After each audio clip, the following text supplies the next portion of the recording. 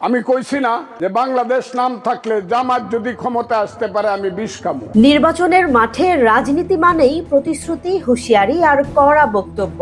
কিন্তু কিছু বক্তব্য সময়ের সঙ্গে গিয়ে দাঁড়ায় ভবিষ্যৎবাণীর জায়গায়। কিশোরগঞ্জ ৪ আসনে ঠিক তেমনই এক বক্তব্য দিয়েছিলেন বিএনপি প্রার্থী অ্যাডভোকেট ফজলুর রহমান। তিনি বলেছিলেন, ইটনা মিঠামইন অষ্টগ্রামে জামাত জিতলে বিষ খাবেন। শেষ পর্যন্ত কি হলো? জামাত হারলো আর নির্বাচনে জয়ী হলেন ফজলুর রহমান নিজেই।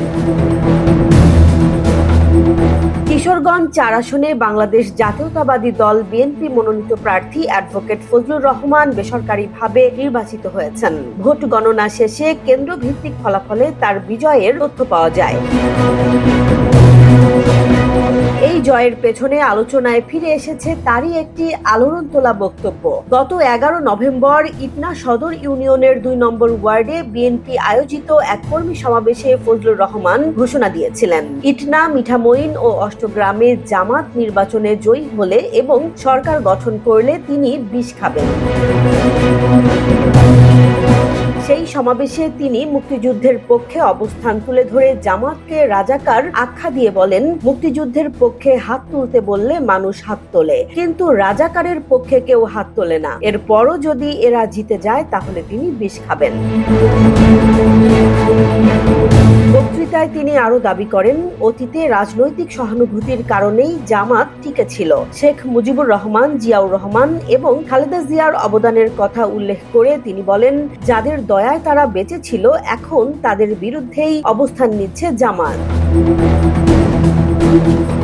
নিজেকে আদর্শিক যুদ্ধের প্রার্থী হিসেবে উল্লেখ করে ফজলুর রহমান বলেছিলেন, তিনি মুক্তিযুদ্ধ, বিএনপি, শহীদ জিয়া, খালেদা জিয়া ও তারেক রহমানের আদর্শের পক্ষে ভোট চান। ভোটারের ধর্ম নয়, হিন্দু, মুসলিম, বৌদ্ধ কিংবা খ্রিস্টান, সব ভোটারকেই সমানভাবে তিনি নিজের বলে দাবি করেছিলেন। নির্বাচনের ফলাফল সেই বক্তব্যের দিকেই ইঙ্গিত দিয়েছে। কিশোরগঞ্জ জেলায় ৬টি আসনের মধ্যে ৫টিতে জয় পেয়েছে বিএনপি। কিশোরগঞ্জ ৪ আসনে জামাত পরাজিত হয়েছে আর জয়ী হয়েছেন ফজলুর রহমান।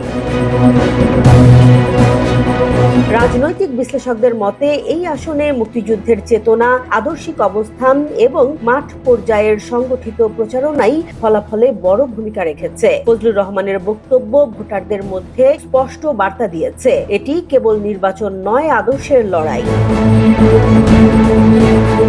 ফলে যেটি একসময় ছিল রাজনৈতিক হুঁশিয়ারি, সেটিই নির্বাচনের পর দাঁড়িয়েছে বাস্তবতায়। জামাত জেতেনি, বিষ খাওয়ার প্রশ্নও ওঠেনি, বরং ভোটের রায়ে সত্য প্রমাণ হয়েছে সেই ঘোষণা।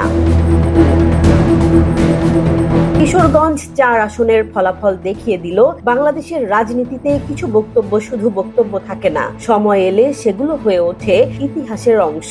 এবার সেই ইতিহাসের কেন্দ্রেই ছিলেন অ্যাডভোকেট ফজলুর রহমান।